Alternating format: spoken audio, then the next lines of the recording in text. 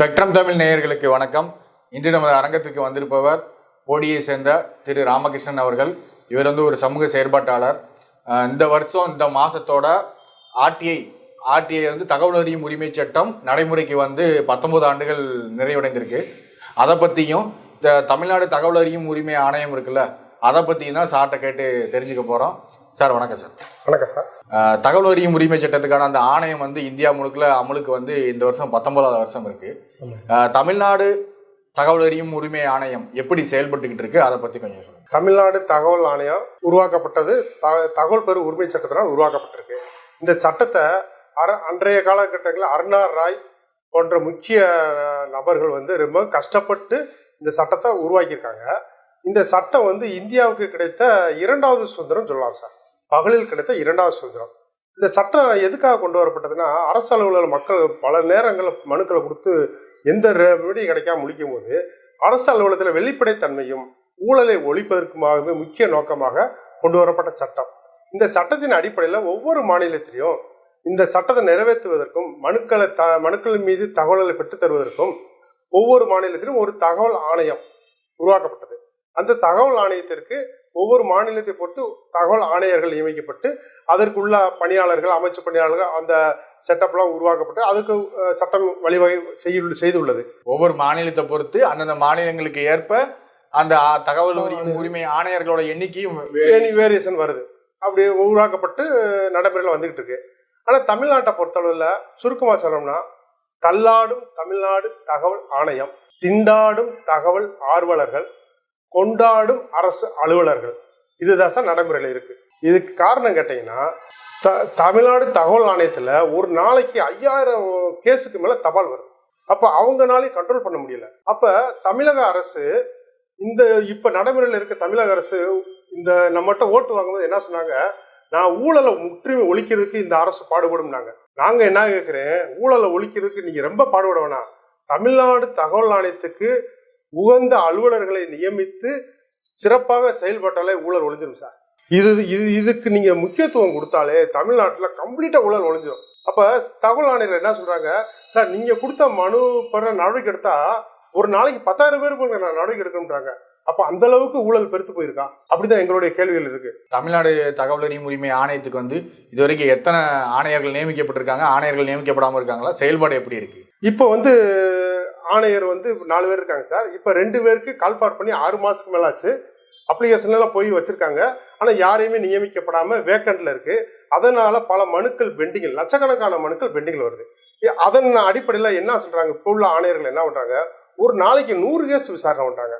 சாத்தியக்கூறே இல்லை. ஒரு நாளைக்கு இந்த 100 கேஸினுடைய ஹிஸ்டரியை படிக்கிறதுக்கே 4 நாள் ஆகும். எப்படி நீங்க அதை படிச்சு பிஐஓ மனுதாரர் 2 பக்கமும் வாக்குமூலத்தை கேட்டு எப்படி நீங்க ஜட்ஜ்மெண்ட் சொல்ல போறீங்க? சாத்தியமே இல்லை. ஆனா ஆணையர் என்ன சொல்றாங்க, மனுதாரர் சாட்டிஸ்பேக்ஷன் சொல்றாங்க. தயவு செய்து சாட்டிஸ்பேக்ஷனா ரொம்ப சந்தோஷம். அப்படி உங்களால பயனடைஞ்ச மனுதாரர்களை நீங்க காட்டினீங்கன்னா நாங்களும் தெரிஞ்சுக்குவோம். மீதி இருக்கிற தகவல் ஆணையர் இருக்காங்கல்ல, அவங்களெல்லாம் எப்படி தேர்ந்தெடுக்கணும், அதுக்கு யார் யாரெல்லாம் அப்ளை பண்ணலாம், அந்த மாதிரி நேர்மையா நடக்கிற அந்த தேர்வு நேர்மையா நடக்கல சார். இது உச்சநீதிமன்ற உத்தரவுப்பட என்ன பண்றாங்க, ஒரு ஆணையர் ஓய்வு பெறுவதற்கு 2 மாசத்துக்கு முன்னாடியே அடுத்த ஆணையர்களை விளம்பரப்படுத்தி தேர்ந்தெடுக்கணும்னு சொல்லி உச்சநீதிமன்றம் ஒரு ஜட்ஜ்மெண்ட் சொல்லியிருக்காங்க சார். நம்ம இதில் ஆணையர் ரிட்டையர்ட் ஆனதுக்கு அப்புறம் 6 மாசம் கழிச்சு தேர்ந்தெடுக்காங்க, கால்பா பண்ணாங்க.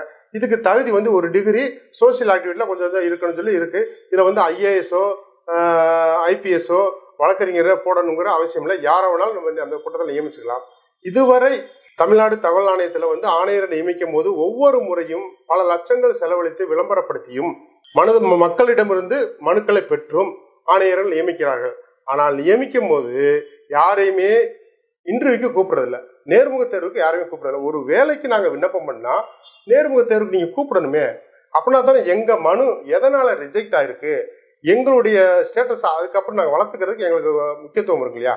என்னுடைய மனு ஏன் ரிஜெக்ட் பண்ணீங்க? அப்ளை பண்ணாலே உங்களை நேர்முக தேர்வுக்கு கூப்பிடுறது இல்ல. அவங்க இஷ்டத்துக்கு அவங்களுக்கு தேவையான ஆட்களை மட்டும் தான் போடுறாங்க. அப்படின்னு இந்த அரசு அவங்களுக்கு யாரு சேஃபரா இருக்கோ அவங்கள ஆணையரை நியமிக்கிறாங்க.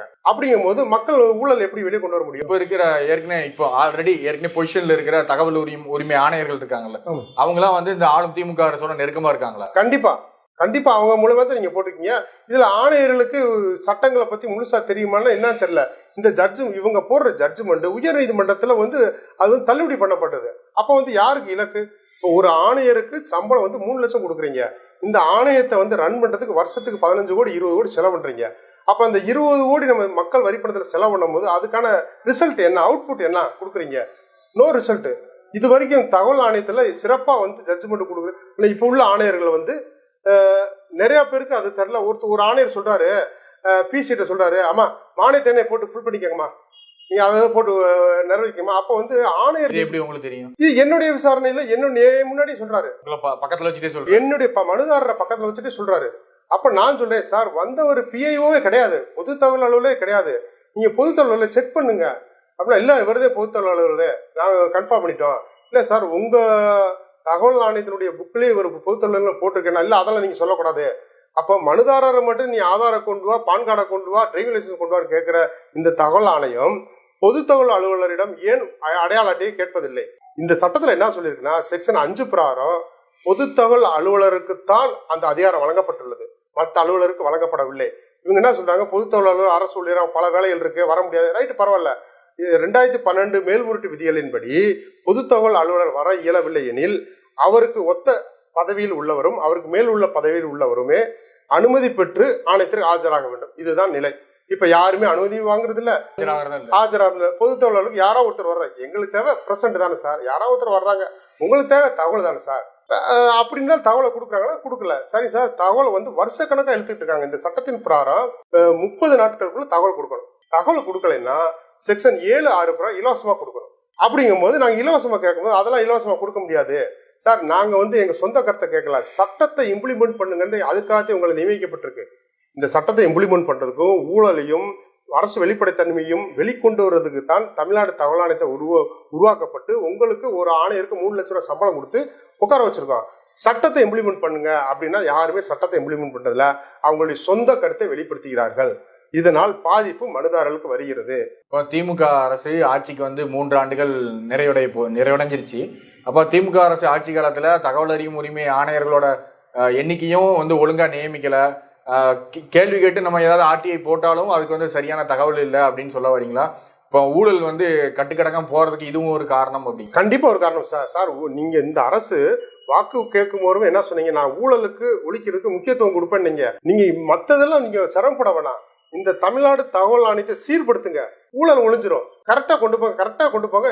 இன்னொன்னு என்னன்னு கேட்டீங்கன்னா, இந்த தமிழ்நாடு தகவல் ஆணையத்துக்கு போதிய அமைச்சு பணியாளர்களை அரசு நியமிப்பது இல்லை. இப்போ ஒரு நாளைக்கு 5000 மனுக்கள் வரும்போது அந்த மனுக்களை பிரிச்சு சீல் வச்சு நம்பர் போட்டு அதை வந்து அந்தந்த செக்ஷனுக்கு பிரிச்சு கொடுக்கணும். ஒரு நாளைக்கு 5000 மனுவை பிரிக்கிறதுக்கு எத்தனை பேர் வேணும்? அப்போ மறுநாள் சனி ஞாயிறு லீவ் வந்துருது, அப்போ வந்து ஒரு 5000 மனுக்கள் கூடிக்கிறது. 2 நாள் லீவ் வரும், இன்னும் 5000 மனுக்கள் கூடிக்கிறது. அப்போ இதுக்கு எத்தனை பேர் நியமிக்கணும்? அப்போ வந்து 2 பேரை நீங்க நியமிச்சீங்கன்னா அப்போ மனுக்கள் எண்ணிக்கை எப்படி பிரிச்சு கொடுக்க முடியும்? அப்போ அதுக்கு தகுந்த இன்புட் நீங்க கொடுத்தா தானே அவுட்புட் கிடைக்கும். நீங்க இதுல ஆளையே நியமிக்கப்பட மாட்டீங்க. ஆணையத்துக்கு வந்து சரியான நிதி ஒதுக்குறதும் இல்ல, ஆட்களை நியமனம் பண்றதும் இல்ல, இதெல்லாம் வந்து தொடர்கதையா இருந்துட்டே இருக்கு. நான் மறைமுகமா கேட்கும் போது என்ன அறிய வருகிறேன்னா, இந்த ஆணையத்தினால அரசுக்கு என்ன வருமானம், அதனால எதுக்கு நாங்க ஆள் கொடுக்கணும் அப்படிங்கிற மாதிரி ஒரு தகவல் எனக்கு அறிய வருகிறது. அதனால இந்த அரசு, நான் என்ன சொல்றேன், உங்களுக்கு வந்து மக்களுக்காக இது உருவாக்கப்பட்டது, உங்களுக்கு வருமானத்துக்காக இல்ல, ஊழலை ஒழிக்கிறதுக்கு இது சரி பண்ணி கொடுங்க, அதுதான் நாங்க கேட்கிறோம். இப்ப தகவல் ஆணையர்களுக்கே வந்து சட்டத்தை பத்தி சரியான பயிற்சியே இல்லையே. ஒரு ஆணையர் அரசு பணியாளர் எஸ்ஆர் கொடுன்றாரு, ஒரு ஆணையர் கொடுக்க வேணான்றாரு. ஒரே சட்டம் தானே சார் இந்தியாவை பூரா, ஒரே ஆணையர்கள், உங்களுக்கு எல்லா சட்டம் தெரியல. அது எப்படி ஒரு ஆணையருக்கு இப்ப பணிப்பதிவோடு 3ஆம் நபர் தகவலும் இன்னொரு ஆணையருக்கு பொது ஆவணமும் எப்படி மாறும் சொல்லுங்க? ஒரே ஆணையம் ஒரே சட்டம், எப்படி இரு வேறுபட்ட தகவல்கள் எப்படி வரும்? விசாரணை நடத்தும் போது அந்த தகவல் ஆணையர் வந்து ஆணையருக்கு தமிழ் தெரியுதுங்களா, தமிழ் தெரியலைங்க? அது இங்க ஒரு தமிழ்நாட்டுல ஒரு பிரச்சனை இருக்கு சார். இப்ப ஒரு மனு கொடுக்குறோம்னா விசாரணை அந்த நீதிபதி வந்து அந்த மனுவை படிச்சு புரிஞ்சால் மட்டும்தான் அவுட்புட் அவர் சிறந்த ஒரு தீர்ப்பை கொடுக்க முடியும். இப்ப நம்ம தமிழ்நாட்டுல தலைமை தகவல் ஆணையருக்கு வந்து தமிழ் தெரியல. அவர் பேரு திரு சகில் அக்தர் அப்படின்னு நியமிச்சிருக்காங்க. அவர் தமிழ் தெரியாதுல்ல, வடநாட்டுக்காரு. நாங்க பேசுறது அவருக்கு புரியல, அவரு பேசுறது எங்களுக்கு புரியல. நீங்க 2012 மேல்முறையீட்டு விதிகளின்படி மனுதாரர் உதவிக்கு ஒருவரை வைத்துக் கொள்ளலாம், அழைத்து வரலாம் சொல்லி நீங்க அதுல எழுதுறீங்க. அப்படி ஒரு ஆளை நாங்க ஹெல்ப்புக்கு கூப்பிட்டா உள்ள விட மாட்டீங்க. ஆனா பொது தகவல் அலுவலர் 4 பேர் உள்ள வர்றாங்க. எப்படி விடுறீங்க?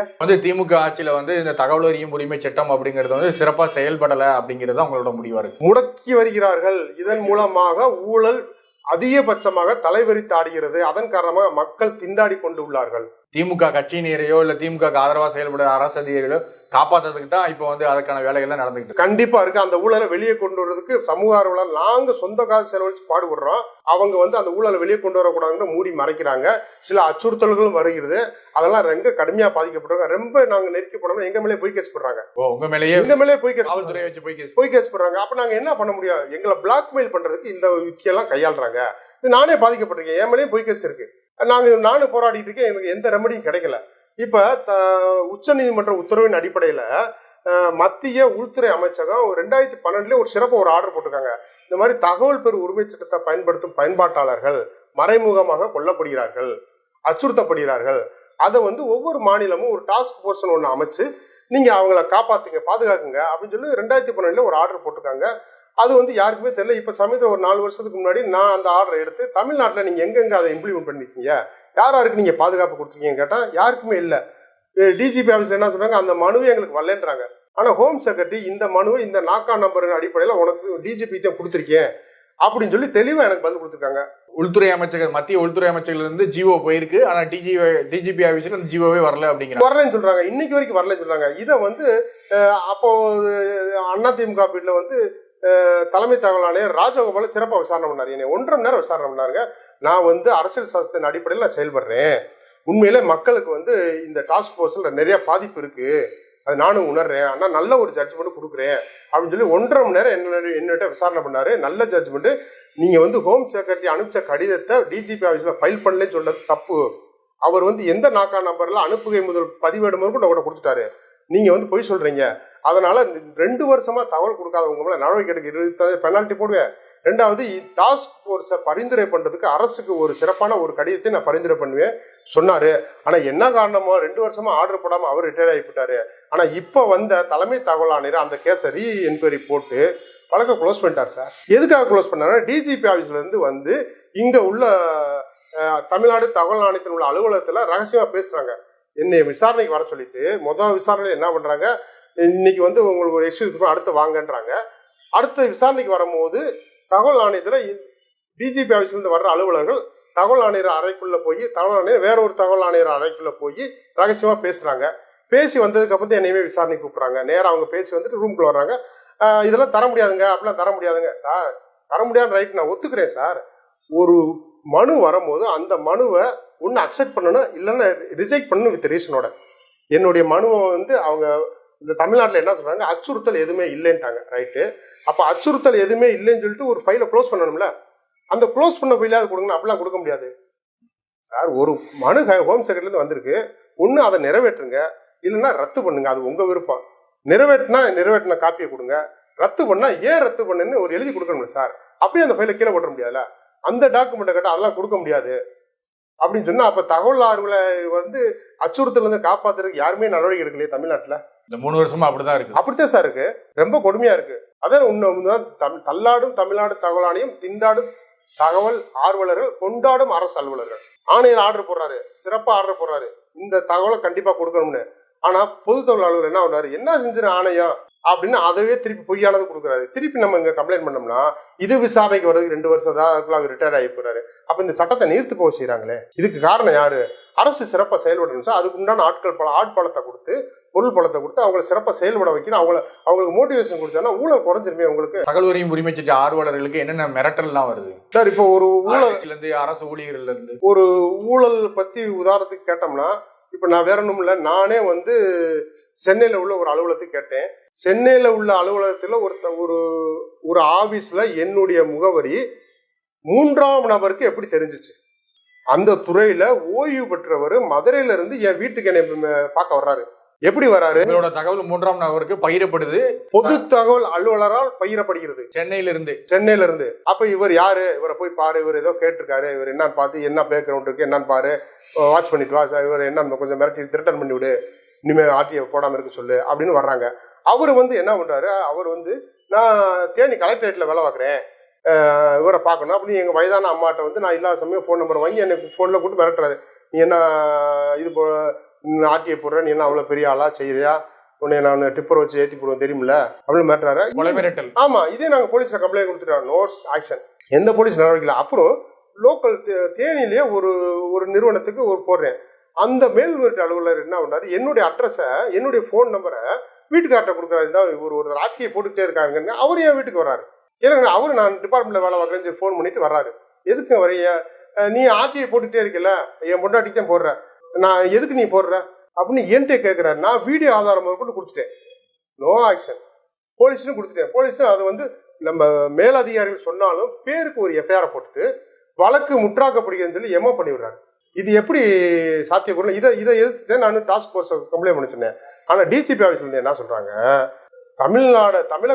தமிழ்நாட்டில் ஆர்டிஐ அலுவலர்கள் பாதுகாக்கப்பட்டுள்ளார்கள், யாருக்கும் அச்சுறுத்தல் இல்லையாம், அதனால ஃபோர்ஸ் எதுவும் நியமிக்க வேண்டியது அவசியம் இல்லை அப்படின்னு வாய் முடியாதுன்னு சொல்றாங்க இல்லையா, எழுத்து மூலமா எதுவும் சொல்லல. அப்படி என்ற கடந்த 5 வருஷத்துல ஆர்டிஐ அலுவலர் எத்தனை பேர் செத்துருக்காங்க நம்ம தமிழ்நாட்டுக்கு பத்திரிகையிலே வந்திருக்கேன். இப்ப சமயத்தோட ஒரு கம்மாயில ஒரு மண்ணல் ஒருத்தர் கொலை பண்ணப்பட்டிருக்காரு. இதுக்கு எப்படி என்ன சொல்றீங்க? அப்போ ஒரு ஊழலை நீங்களும் வெளியே கொண்டு வர மாட்டீங்க, வெளியே கொண்டு வரவங்களுக்கு பாதுகாப்பு கொடுக்க மாட்டீங்க, வெளியே கொண்டு வரல ஊக்குவிக்கவும் மாட்டீங்க. அப்ப நீங்க ஊழலுக்கு வழிவகுக்கிறீங்களா? ஊழலுக்கு ஆதரவா இருக்கிற மாதிரி இருக்கீங்களா? கிள்ளி விடுவேன், அடிச்சு விடுவீங்கிற மாதிரி. அப்ப நீங்க எங்களையும் கிள்ளி விடுறீங்க, இந்த சட்டத்தையும் கொண்டு வர்றீங்க. அப்ப அதை எடுத்து கேள்வி கேட்டா எங்களை திருட்டன் பண்றதுக்கு ஆளா கொடுக்குறீங்க, கம்ப்ளைண்ட் பண்ணா நடவடிக்கை எடுக்க மாட்டீங்க. இது என்ன சார் நியாயம்? ஐயா முதல்வர் அவர்களை நீங்க ஓட்டு கேட்கும் என்ன சொன்னேன், மக்களோட மக்களா, மக்களுக்கு ஒரு குறைனா உங்களோட களத்துல இறங்கி போராடுவேன்னு சொன்னீங்க. தயவுசெய்து வாங்க, தமிழ்நாடு தகவல் ஆணையத்தை சீர்படுத்துறதுக்கு எங்களோட களத்துல இறங்குங்க. நீங்க ஊழலை ஒழிப்பேன்னு சொன்னீங்கல்ல, தயவுசெய்து எங்களோட மக்களோட களத்துல இறங்குங்க, தமிழ்நாடு தகவல் ஆணையத்தை சீர்படுத்துங்க, ஆர்டிஐ ஆக்டிவிட்டிஸை காப்பாத்துங்க. இதுதான் இன்றைய தமிழ்நாடு தகவல் ஆணையத்தினுடைய பயன்பாட்டிற்கு வந்தது ஆண்டு விழாவுக்கான செலிப்ரேஷன். நீங்க தயவுசெய்து ஒரு ஆர்டரா போடுங்க, எங்களை போட்டு சமூக ஆர்வலர்ல காப்பாத்துறதுக்கு ரெடி பண்ணுங்க. காப்பாத்தலைனாலும் பொய்கேஸ் போடாமதே இருங்க சாமி, போதும் எங்களை. இதே எங்களை மன உளைச்சல் பண்ற மாதிரி இதை போட்டா தானே நீ சும்மா இருப்ப, இல்லைன்னா நீ அடுத்தடுத்து போட்டுக்கிட்டே இருப்பிய. நான் முடிவு பண்ணிட்டேன், நீ என்ன மிஞ்சி போனா உயிரெடுப்பீங்க, போனா போயிட்டு போகுது. நான் எதுக்கு ரெடி, நான் ஆர்டிஐ போறது நிறுத்த போறது இல்லை. எங்கெங்க உள்ள இருக்கு அங்கங்க என்னுடைய ஆர்டிஐ மனு ஃபைல் ஆகும். நம்மிடையே இணைந்து பல்வேறு கருத்துக்களை பகிர்ந்து கொண்டமைக்கு மிக்க நன்றி சார். நன்றி சார்.